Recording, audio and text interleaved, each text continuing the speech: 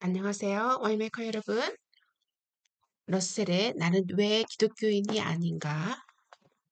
네 번째, 자연법칙 이론에 대해서, 러셀의 자연법칙 이론에 대한 이해를 한번 들어보도록 하겠습니다. 다음에는 자연법칙에서 나온 아주 보편적 이론이 있습니다. 이 이론은 19세기 전체를 통하여 특히 뉴턴과 그의 우주 시초론의 영향을 받아 유행한 이론입니다.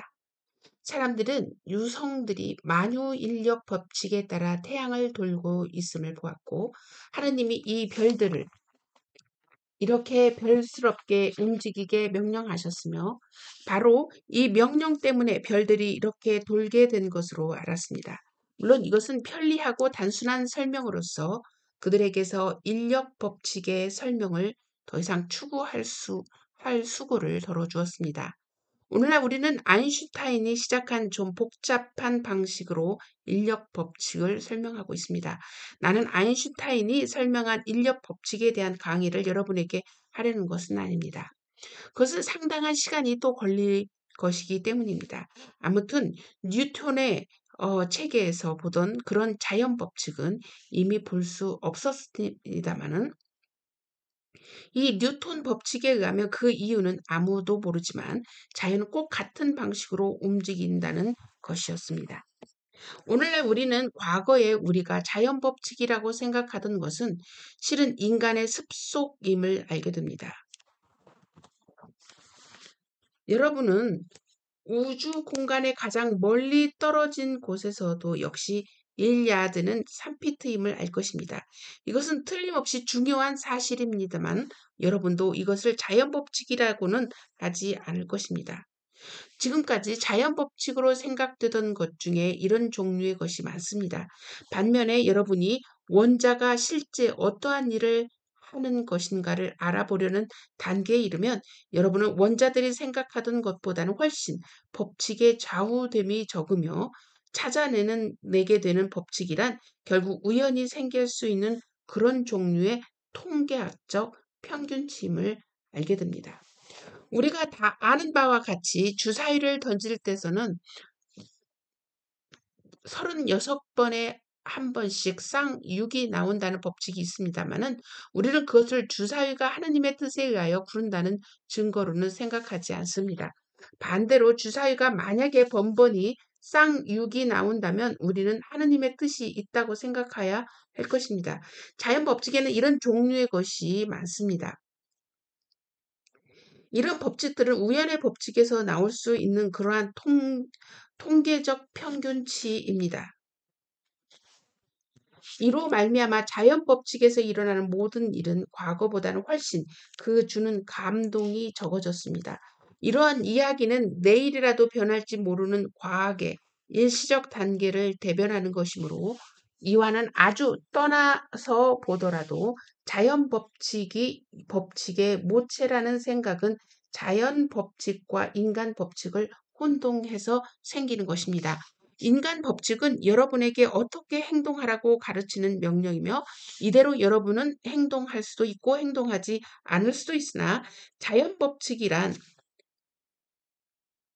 사물들이 실제로 어떻게 행동하는가를 기술하는 것이며 또한 이러한 것이 실제 어떤 일을 하는가에 대한 단순한 기술에 지나지 않으므로 이런 일을 하도록 가르친 자가 꼭 있으리라고는 말할 수 없는 것입니다. 왜냐하면 이런 자가 있다고 가정한다고 하더라도 그렇게 되면 다음과 같은 문제에 곧 봉착하게 되기 때문입니다. 즉 하나님은 왜 그러한 자연 법칙을 만들고 다른 법칙들은 만들지 않았는가 하는 것입니다. 만약에 이것이 하나님의 단순한 기분에서 그렇게 되리고 다른 이유가 없다고 한다면 여러분은 어떤 것은 법칙의 지배를 받지 않는 것이 있음을 알게 되며 자연 법칙의 일관성은 깨어지고 마는 것입니다. 만약에 비교적 많은 정통 종교인들이 말하듯이 하느님은 다른 법칙보다 자기가 내시는 모든 법칙들을 만드실 이유가 있었다고 하면 그 이유란 물론 가장 좋은 우주를 만들기 위한 것이라고 하겠으나 실상은 우리가 볼 때 그런 것 같지도 않지만 즉 하느님이 만든 법칙에는 어떤 이유가 실제 있었다고 한다면 그때는 하느님과 자신이 그 법칙의 지배를 받는 셈이 되며 따라서 하나님을 중간에 개입시켜 보았자 아무런 유리한 입장에 서지 못하게 됩니다. 여러분은 사실 하느님의 지령 위에 또는 이전에 어떤 법칙을 가지고 있는 것이며 하나님은 여러분의 소유에 맞지 않은 것입니다. 그것은 하느님이 궁극의 법치 제정자가 아니기 때문입니다. 요컨대 이 자연법에 대한 이론은 전체가 이미 과거의 함과 같은 힘을 갖고 있지 못합니다. 나는 이 이론들을 검토하기에 적절한 시기에 생을 계속하고 있습니다. 하나님의 실제를 설명하기 위한 이론들은 시간이 흐름에 따라 그 성격을 변하고 있습니다. 이 이론들은 아주 명백한 어떤 오류들을 지니고 있으면서도 처음에는 꺾기 어려운 것이었습니다. 시대가 현대로 옮에 따라 이 이론들은 지적으로 덜 숭상을 받게 되며 일종의 도덕적인 장막으로 점점 가리워지게 됩니다.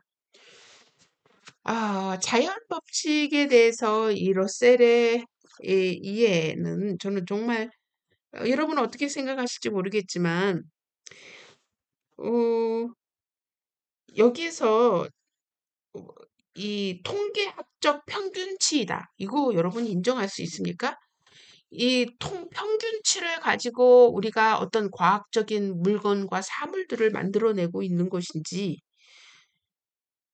0점 몇 초가 이 맞지를 않았을 때 나오는 그 결과를 우리는 이 우주에 그 떠내보려는 그 위성들을 보면서 우리는 경험하고 있는데 이런 모든 이 법칙들을 통계에 의존해서 우리가 자연 법칙을 본다?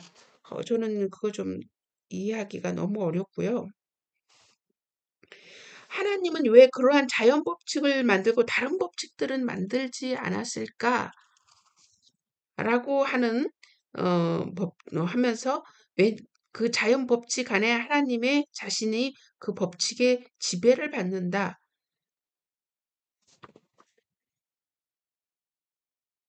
그래서 이 하나님은 이 자연 법칙의 제정자가 아니기 때문이다.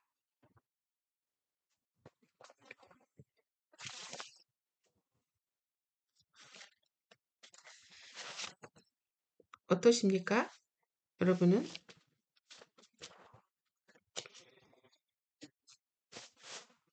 하나님께서는 이, 이 우주를 하나님의 그 법칙에 따라서 어, sustain, 유지시키시지만 언제든지 하나님의 목적과 의도와 따라서 개입하실 수 있는 분이었음을 우리는 분명히 알고 있습니다. 어떤 법칙에 의해서도 지배되지 않는다는 것을 알고 있는데요. 이런 모든 것들이 우연의 법칙에서 나올 수 있다라고 생각하는 것은 좀 무리한 것이 아닌가 하는 생각이 듭니다. 그런 법칙에 완전히 우리가 100% 할 수도 있지만 오직 인간에게만 순응하지 할까 말까를 선택할 수 있는 자유가 인간에게 주어진 것이 있다라고 이야기를 하고 있죠. C.S. 루이스가.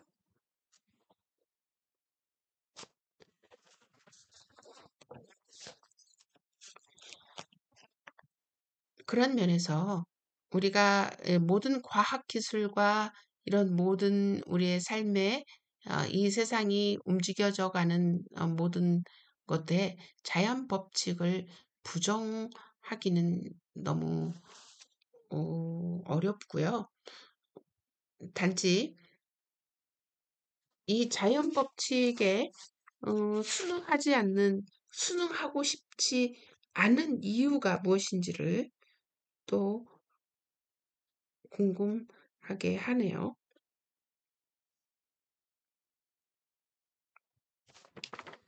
그렇습니다. 다음 시간에는 목적론적 논리에 대해서 한번 러셀의 이야기를 들어보도록 하겠습니다.